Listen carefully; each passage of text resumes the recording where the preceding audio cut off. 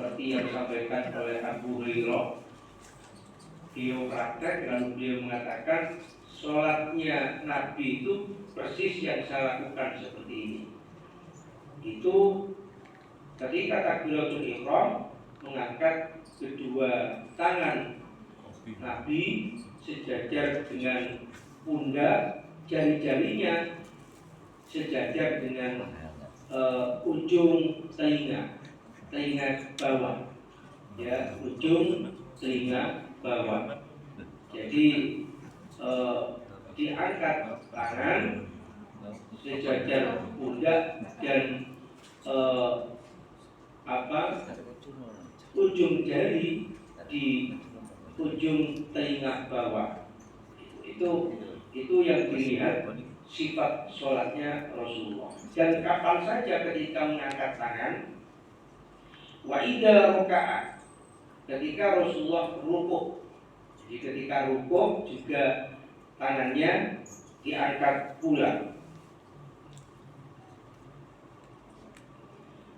Fa idza rafa'a ra'sahu, maka ketika mengangkat kepala beliau, yaitu ketika i'tidal, ya, ketika i'tidal,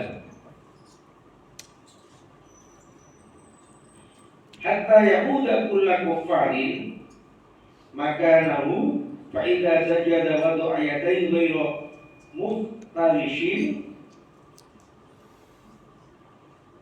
wastaqbala bi atrafi asabi'i rijlaihi al-qiblah wa idza jalasa fi rak'ataini wa idza jalasa fi rak'atil akhirah. Maka diterangkan bahwa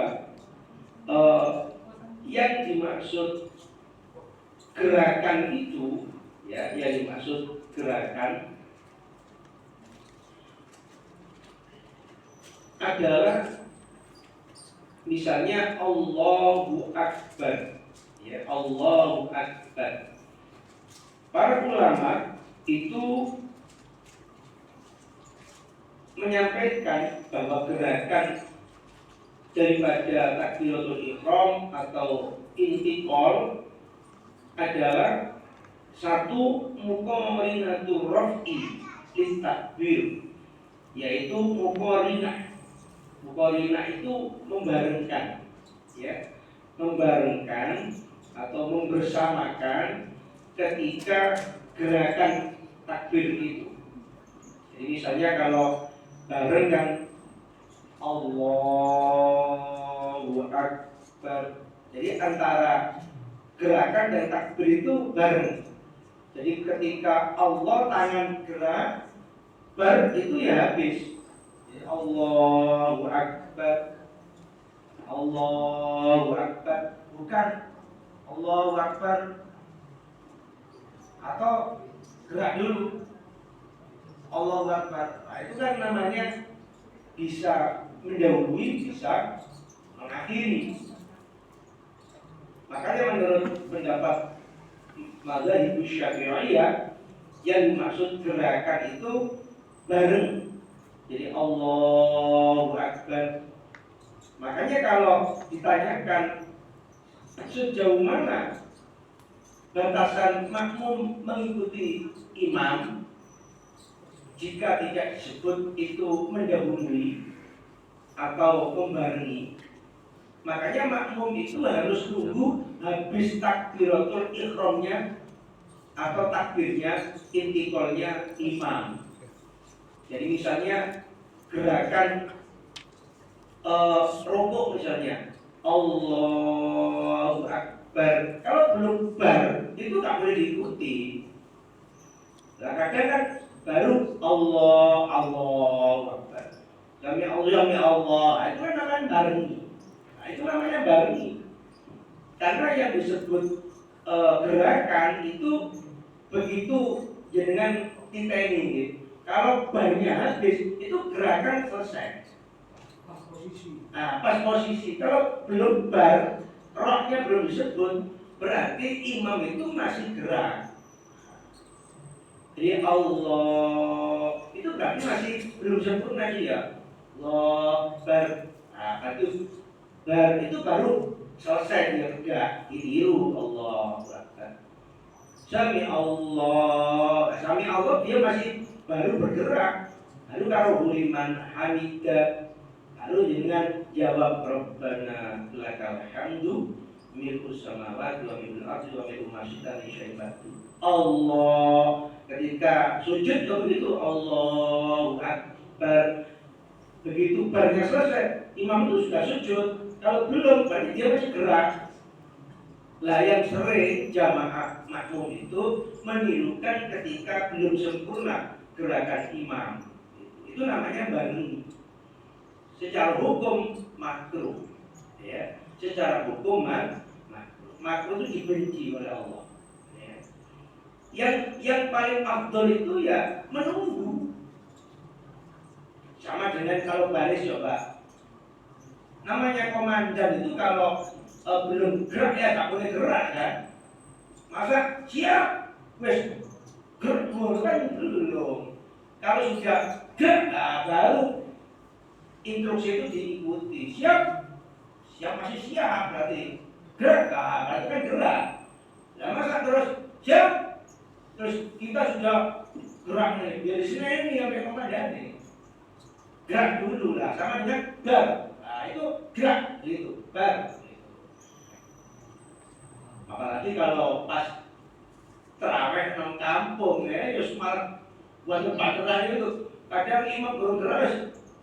Lah itu kalau disengaja mendahului sampai 2 kali berturut-turut batal sholatnya, batal. Tapi kalau misalnya tidak mendengar karena mungkin ibu-ibu juga kan nggak begitu mendengar, atau karena lupa ya nggak apa-apa, di sepuro, dimaaf oleh Allah. Tapi kalau menyengaja sampai 2 kali berturut-turut, maka sholatnya makmum bukan imam, makmum itu batal.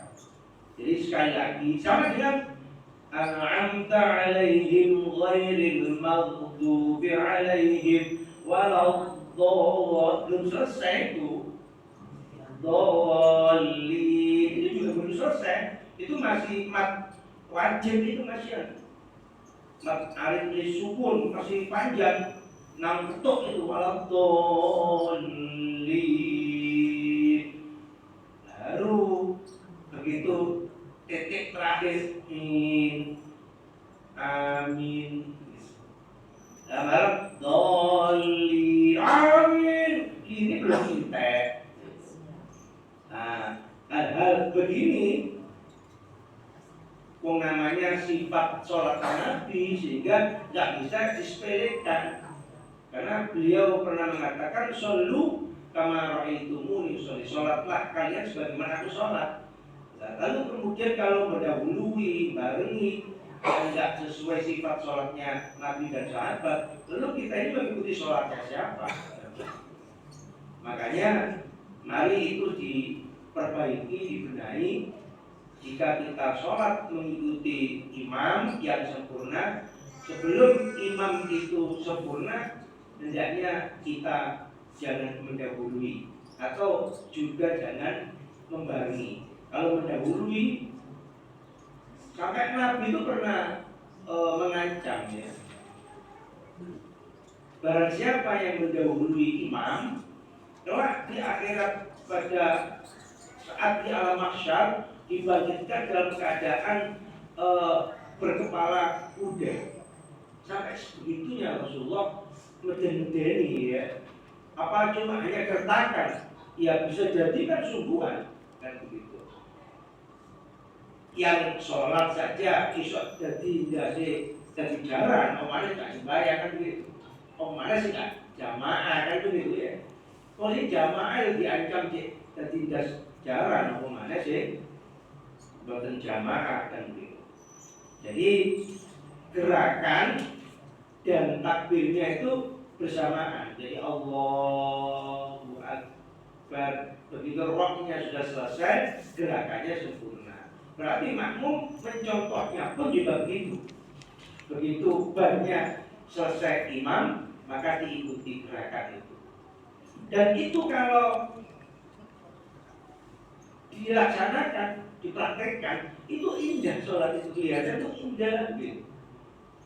Coba panjenengan kalau praktekkan coba. Misalnya saya baca ghairil maghdubi dengan yang nanti aminnya ya. Ghairil maghdubi alaihim dengan beri jeda berapa detik itu.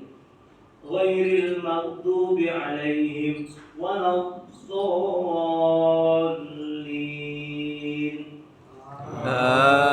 Amin. Kan indah kalau bareng gitu kan. Kur gitu. Nah, coba kalau sedikit ada yang punya dahulu oleh sengaja ini kan gak enak gitu. Ya takbir juga begitu ketika gerakan sholat sama gitu. Kalau saya ngimam itu tidak konsen Pak. Kalau ada yang mendahului. Oh iya. Tidak konsen. Dan Nabi pernah protes itu kepada jamaah ya. Dan jamaah misalnya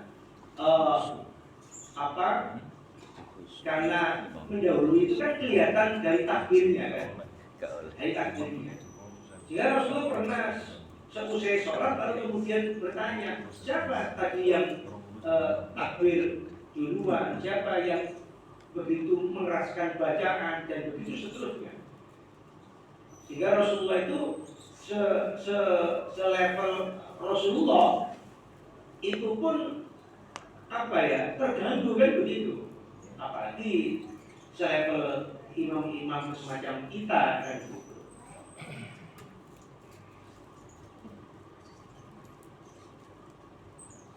Wa'an Wa'il, sekarang hadis dari Wa'il Ibnu Mujrim. Beliau mengatakan, "Sholaitu ma'a Rasulillah." Saya sholat bersama Rasulullah. Berarti kan praktek langsung zaman itu kan ya. Karena sahabat itu kan yang melihat, yang mendengar, yang mendapatkan wasiat dan sebagainya dari Rasulullah. Sehingga salah satu sahabat Nabi bersaksi bahwa saya sholat bersama Rasulullah. Fawadur ayatahu, maka Nabi itu meletakkan tangannya al-yumna yang sebelah kanan ini ala yadihil yusra, di atas tangan sebelah kirinya, jadi di atas kiri ya, sebelah kiri gini, ala sodrihi, yaitu di dada beliau,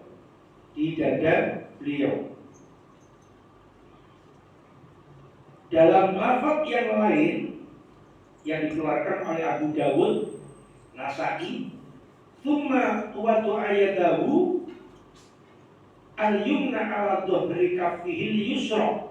Ada penjelasan dari hadis yang diriwayatkan oleh Imam Nasa'i, diletakkan di dada. Ada penjelasan lagi tapak tangan sebelah kanan diletakkan tapak tangan di sebelah kiri, diletakkan di tapak tangannya gini. Kadang pula diletakkan di pergelangan tangan, nah gini. Kadang pula diletakkan di wasaqi, itu di lengan. Jadi kalau disimpulkan, berarti Nabi itu kalau meletakkan tangannya bisa jadi terkadang begini, terkadang begini. Kalau gini nih lebih kuat, karena ditarik nggak bisa nih, karena antara ini jempol sama kelingking ini mengikat di lengan. Jadi kalau ngantuk itu nggak akan bisa jatuh. Kadang Nabi itu dalam hadis Nasa ini meletakkan tangannya di lengannya gitu. Makanya kalau jenengan ada yang gini, ada yang gini, ada yang gini, ini sudah sesuai dengan tuntunan. Karena dalam hadisnya kadang begini, kadang begini, kadang begini. Meletakkannya juga begitu, kadang di dada ini, kadang di bawahnya, kadang pula di atas pusar. Yang jelas Nabi pernah mengatakan jangan engkau ketika sholat dalam posisi mengkerik. Mengkerik itu hukumnya yang dilarang. Malam kering ini. Sholat begini, pengeran pantang. Jadi untuk apa tujuannya tangan ini diletakkan di dada, di bawah dada, di atas pusar kadang-kadang untuk lebih tumaninah, biar tak banyak gerak, maksudnya begitu. Jadi lebih khusyuk, lebih tumaninah, tenang. Sisi lain, karena sholatnya Nabi seperti itu, tentunya kita sebagai umatnya yang mencontoh. Makanya jangan ada yang merasa lebih baik yang Nabi pun begini, kadang-kadang ya tak pula, karena Nabi kadang begini, kadang juga di bawahnya sini, kadang di atas pusarnya gini. Tangan juga begitu, ada yang pas gini, kalau gini gampang coplok kan, kalau gini yang paling kuat. Kadang begini, mungkin atik kademen ini udah malam ya. Gitu. Nah itu sifat-sifat sholatnya Nabi. Jadi makanya kalau dengan sholat di Mekah kadang melihat bagaimana tata cara kaum muslimin itu ada yang begini begitu, ya memang bisa jadi memilih sebagaimana Rasulullah itu kalau sholat terkadang begini, terkadang begitu. Yang jelas yang Nabi sampaikan, yang dilarang itu yang jangan sampai dilakukan. Contoh misalnya jangan sampai kalian sholat malam kering. Nah itu memang hukumnya nggak boleh. Karena malam kering itu kan menunjukkan sifat kesombongan. Apalagi di hadapan Allah kan. Apalagi itu di hadapan. Tapi di misalnya malam kering biasanya malam kering, masa itu boleh pakai malam kering. Tapi nggak dalam keadaan dia sombong, enggak, enak saja, enjoy, ya nggak apa-apa berarti kan? Capek kan? Ya, kalau diluruskan ini capek kan? Biasanya istri lihat itu goreng itu sama kering ini, bukan karena sombong. Nah makanya nggak mesti malam kering itu haram kan begitu, nggak mesti. Karena apa? Kadang enak itu nggak capek. Kalau tangan diluruskan goreng itu nggak enak gitu. Katanya begitu, ibu ya Bu ya? Iya. Kadang nyapu sampai malam kering. Enak aja. Nah, itu nggak apa-apa. Makanya sama dengan sarungan, apa harus di bawah mata kaki, apa harus di atas mata kaki. Abu Hurairah itu, Abu Bakar itu pernah mengatakan, Rasulullah kan bilang begini. Kalau mengenakan sarung zaman dulu kan jubah ya. Kalau pakai jubah itu hendaknya di atas mata kaki. Karena itu menyebabkan kalian dimasukkan neraka kan gitu. Terus Abu Bakar itu ketakutan tanya, ya Rasul, nah saya itu kalau pakai jubah di mata kaki, nggak di atas. Kamu kan nggak sombong. Karena asbabul wurud datangnya hadis itu, orang-orang Quraisy itu kalau pakai jubah itu seperti itu perempuan yang pakai ini jubah yang double itu, gelber itu. Orang Arab kan kebiasaannya pakai gelber itu, pakai gamis itu. Itu kalau nggak gelber ya nggak enak gitu. Kalau nggak nyeret tangan itu nggak enak. Nah, karena memang sifat kesombongan, sehingga Rasulullah mengharamkan di situnya, haramnya itu. Lalu Bakar bertanya, kalau nggak sombong gimana ya Rasul? Ya nggak apa-apa. Berarti yang diharamkan itu niatnya itu. Makanya kalau jenengan pakai celana, pakai sarung, sampai mata kaki. Kalau nggak ada tujuan apa sombong, ya nggak apa-apa. Seperti malam kerik tadi itu, seperti malam kerik ibu-ibu masak sampai malam kerik ya. Kalau memang dia tujuannya nggak sombong ya nggak apa-apa. Nah, sama seperti itu. Yang haram itu tujuannya, niatnya itu yang diharamkan. Ya. Niat sombong, kalau sarungnya nggak dikebawakan itu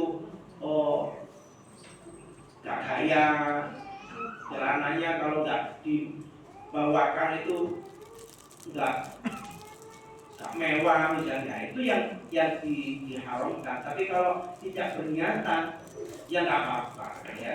Sarungnya juga yang mahal itu tampak. Sama saja misalnya bukan masalah di mata kaki atau tidak. Misalnya sarung sama Linda, wah tulisannya kayak kecil, tidak sombong. Ya, cuma apa sombong nggak boleh. Sholat dan ketok saya, sama saja kan. Tapi kalau mengenakan sekalipun BHS mahal sekalipun, tapi kalau tidak ada niatan sombong ya nggak apa-apa. Karena sarung itu ada yang sampai 15 juta juga. Jadi sama Linda itu ada yang 15 juta, ada 20 juta begitu. Nah kalau di hatinya nggak ada niatan sombong ya nggak apa-apa. Tapi kalau ada niatan sombong, ya tentunya tidak boleh. Tapi memang daftar ada di belakang, kok nggak bisa diingat. Nah ya, pokoknya nggak ada niatnya ya.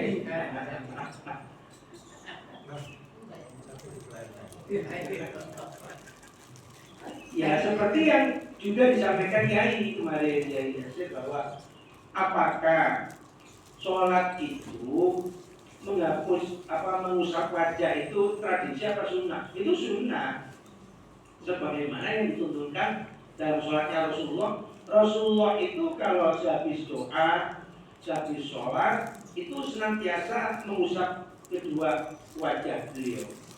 Jadi mengusap wajah dengan tapak tangannya baik doa maupun sholat itu adalah termasuk juga sifat yang dilakukan oleh Rasulullah. Jadi bukan tradisi. Yang tradisi itu kalau setelah sholat salaman, itu tradisi, kebiasaan itu. Karena salamannya sendiri di luar sholat itu sunnah. Karena itu perintah Rasul. Jadi sofah itu bersalaman. Dan banyak hadis tentang penjelasan keutamaan bersalaman antara sesama saudaranya kaum muslimin bertemu di mana kapanpun. Sampai ada sebuah hadis bahwa dua orang yang bertemu kemudian bersalaman akan dihapusnya seluruh dosa keduanya sebelum keduanya berpisah. Maka di situ disunahkannya salaman itu sendiri.